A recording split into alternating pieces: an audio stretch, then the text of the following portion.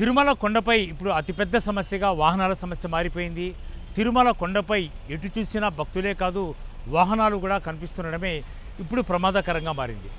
ఒకటి, కాలుష్యం కోరలు చాచే విధంగానే వాహనాల సంఖ్య పెరిగిపోయిందని భావిస్తుంటే, మరోవైపు తిరుమలలో పార్కింగ్ సమస్య తలనొప్పిగా మారిపోయింది. తిరుమలలో 16 చోట్ల టీటీడీ పార్కింగ్ కేంద్రాలను ఏర్పాటు చేసింది. కేవలము 6,000 నుంచి 7,000 వాహనాలు మాత్రమే తిరుమలలో పార్కింగ్ చేసేందుకు అవకాశం ఉంది.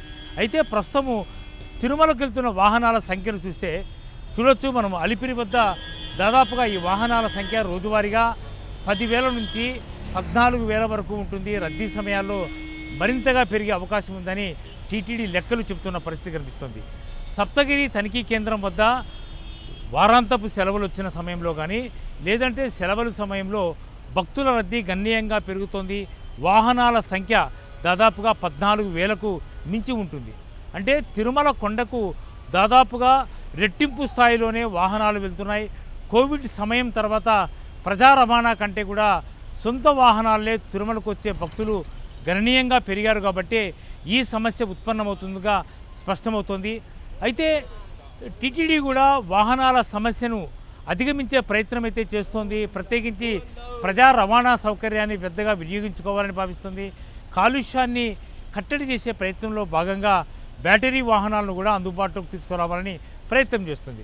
అయితే భక్తుల సంఖ్య గణనీయంగా పెరిగిపోతుండడము, అందుకు తగ్గట్టుగానే వచ్చే భక్తులు వాహనాల్లో విపరీతంగా వస్తున్నారు.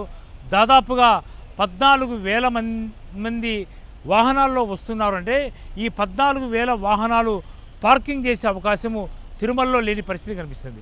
అయితే తిరుమలలో ఆ ఫెసిలిటీ లేకపోవడంతో రోడ్డుపై ఎక్కడ పడితే అక్కడ వాహనాలు నిలిచిపోతున్నాయి. ప్రత్యేకించి బాలాజీ బస్ స్టేషన్, నందకం, ఇలా కొన్ని ప్రాంతాల్లో ఎక్కడ పడితే అక్కడ రోడ్లపైనే వాహనాలను ఆపివేసి భక్తులు దర్శనానికి వెళ్తుండడము, గంటల తరబడి వాహనాలు రోడ్లపై ఉండడంతో భక్తుల రాకపోకలు కూడా తీవ్ర ఇబ్బందులు ఎదురవుతున్నగా టీటీడీ స్పష్టం చేస్తోంది.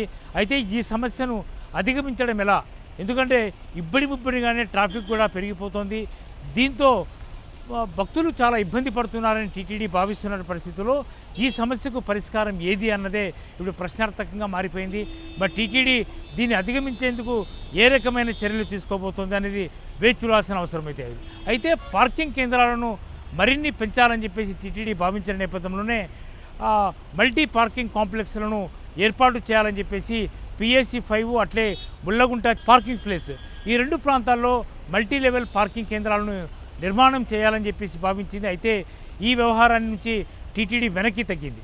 ప్రస్తుతం అయితే వాహనాల సంఖ్య గణనీయంగా పెరిగిపోవడంతో ఎక్కడ పడితే అక్కడ వాహనాలు నిలిచిపోతుండడంతో తిరుమల అంతా కూడా భక్తులతోనే కాదు పూర్తిగా వాహనాలతోనే నిండిపోతున్న పరిస్థితి కనిపిస్తుంది. పూర్తిగా ట్రాఫిక్ రద్దీ తిరుమలలో గణనీయంగా రోజుకు పెరిగిపోతుండడంతో టీటీడీ కూడా సవాలుగా మారింది. కెమెరా పర్సన్ జగదీష్తో రాజు, TV9 తిరుపతి నుంచి.